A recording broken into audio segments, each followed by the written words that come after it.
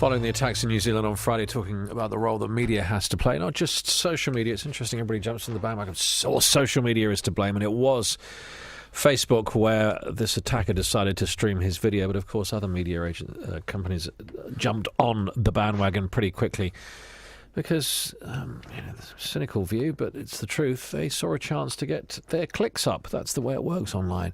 Let's talk to social commentator Futurist Mal Fletcher about all this. Mal, we live in such difficult times. We're largely making this up as we go along, aren't we? That's the truth of it. Yes, we are, David. Good morning. Look, I don't really understand yet why some people in our society are so quick to denounce the C word, censorship. Very few of us will argue that regulation of public behaviour in general is a bad thing. Most sensible people will agree that without a degree of regulation of our behaviour, life in a free society becomes untenable. Yet all regulation is technically a form of censorship, and it's only because our rights are proscribed in law that we have the free society we have. Now, nobody realistically expects mainstream media or press companies to always do what is in the common good. So we have governments charged with making laws to ensure that they do. If their own internal processes break down, there are laws to operate against that. Now, governments need to do much more than issue press statements when it comes to things like social media when they're clearly working against the public good.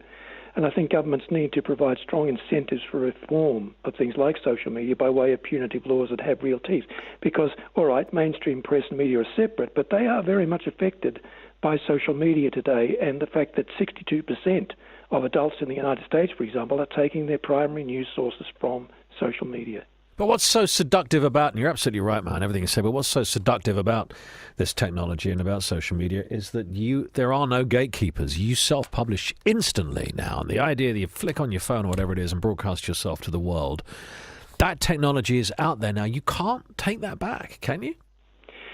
Well, you can regulate it, just like any other behaviour. I think these companies are now, as I said, the primary source of news for most adults in Britain as well as the United States, and that significantly contributes to their profitability. If they want to profit from being the news curators of our time, they have to accept a concomitant social responsibility. Nobody realistically expects them to predict what their users will say or do before it happens, but we should expect them to at least react immediately after the fact when their sites have been used to promote murder, violence or incitement, and we should expect that they deny service to groups of people who actually actively celebrate those forms of behaviour. So there are some things that government can do, and I think if social media were improved in that regard, we'd find the media generally would be improved because they're taking so many of their cues from social these days. So if we take the example of Facebook, for example, or YouTube, you've got 300 hours of video uploaded to YouTube every single minute.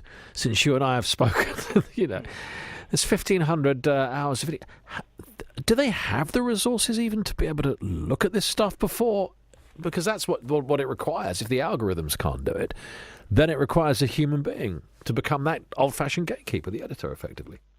Well, yeah, that is an open question. Part of the problem with answering it is that these companies have huge resources, of which only a very small proportion thus far have been used to do that sort of activity. So we can't answer the question. It's not yet been tried. Recently, you may remember, two of the groups that provided fact-checking services to Facebook here in the UK pulled out of the relationship because they said they were simply being used as crisis PR. The company, they said, didn't care about the problem of false reporting. It only cared about its image. I think the same can probably be said about Facebook and other social media sites and companies when it comes to harmful or antisocial content. And last week, interestingly for me, Sir Tim Berners-Lee, the creator of the World Wide Web, the basis of our use of the internet today, on the 30th anniversary of the launch of the public internet, spoke about the dangers of an internet that's driven more by corporate interest than by individual players. And he said we need a total rethink of our values when it comes to, and our ethics when it comes to the internet. I think he's right.